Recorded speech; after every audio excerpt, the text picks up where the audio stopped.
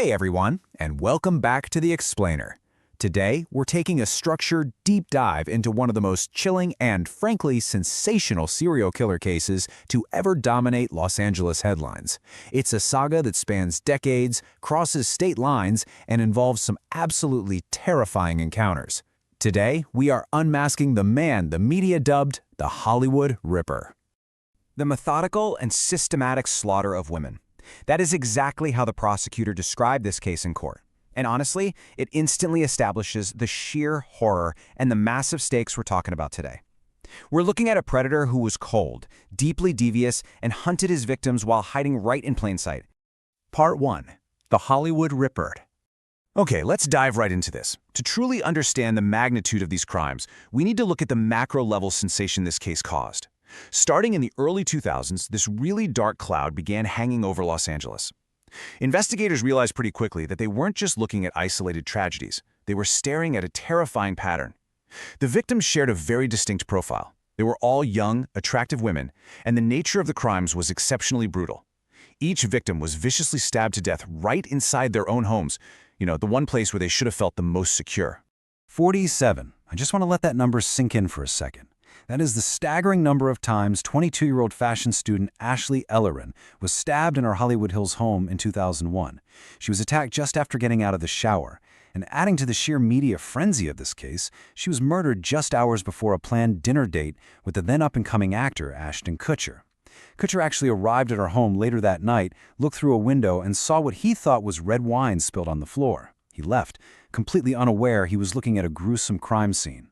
Part 2. A cold case in Chicago.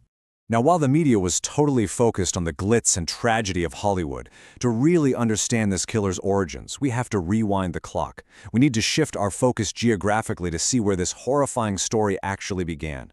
August 1993. Glenview, Illinois. It's a quiet community right outside Chicago. This is where 18-year-old Priscia Picaccio was murdered. Her father, Rick, walked out to his garage early in the morning to grab his van and caught sight of two little tennis shoes sticking up near the side door landing. He walked over and found his daughter dead. She'd been stabbed 12 times in a completely unprovoked middle-of-the-night ambush.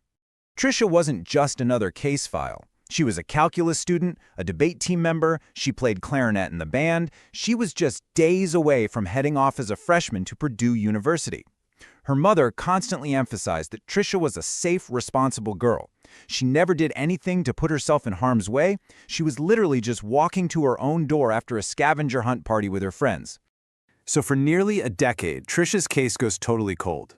But in 2002, new technology allowed investigators to find male DNA under Tricia's fingernails, and it matched a family friend named Michael Gargiulo. You'd think, okay, case closed, right? But the defense introduced this concept of casual contact, which is the innocent transfer of DNA through everyday interactions. And this was a crushing setback for the prosecutors. See, Gargiulo had actually given Tricia a ride in his car the day before she was murdered.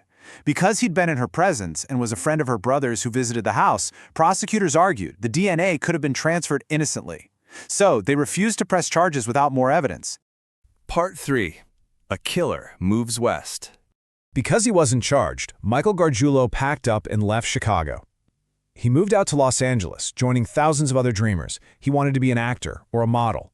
To pay the bills, he worked as a bouncer at a Hollywood nightclub and eventually as an air conditioning and heating repairman. And because he walked free in Illinois, a trail of devastation followed him. Tricia in 1993, Ashley Ellerin in 2001. Then, in 2005, a 32-year-old mother of four named Maria Bruno was mutilated in her El Monte apartment. And finally, the attack on Michelle Murphy in Santa Monica in 2008. For 15 years, this man operated with absolute impunity. What's absolutely crucial to understand is how he was tying these crimes together. With Ashley Ellerin in 2001, she had this charismatic life, a massive social circle, and literally zero trace evidence was left at the scene. Gargiulo was just the creepy AC guy who would stop to help her change a flat tire and then kind of just kept showing up uninvited. Now consider Maria Bruno in 2005. She lived in a highly secure building, the only evidence left behind there, a single blue cotton bootie with a drop of her own blood on it. And his connection? Gargiulo was the unsettling neighbor living just across the courtyard. Part 4. The victim who fought back. But the killer's luck was finally about to run out. And this brings us to a major turning point in our explainer today. We really have to ask, who was the bleeding attacker?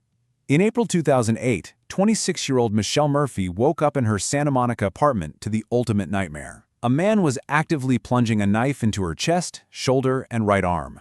But Michelle showed incredible resilience. The attacker breaks in through a window, but Michelle, who is all of 5'1", doesn't give up. She fights back hard, she manages to get her feet under her, and physically kicks him off the bed.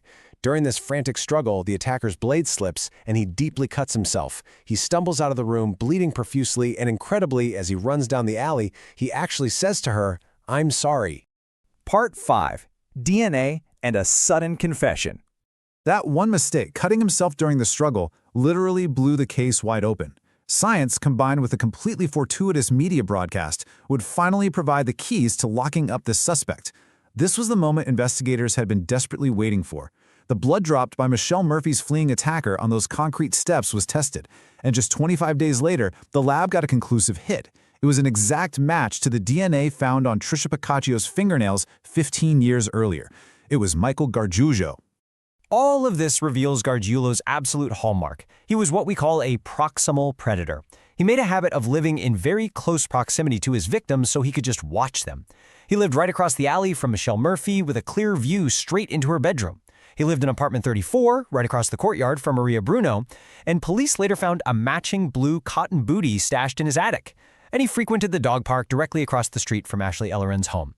He watched, he waited, and he struck. Part 6. A fight for justice. Following the Santa Monica attack, Gargiulo is quickly arrested and charged with the Los Angeles crimes. But what about Trisha Paccaccio? Her family was still back in Illinois waiting for justice. Well, the final piece of that 1993 puzzle was about to fall into place with a remarkably brazen confession. "I left the bitch on the steps for dead." This is what Gargiulo had confessed back in the year 2000 to two of his fellow bouncers in Hollywood. They actually kept quiet about it for years.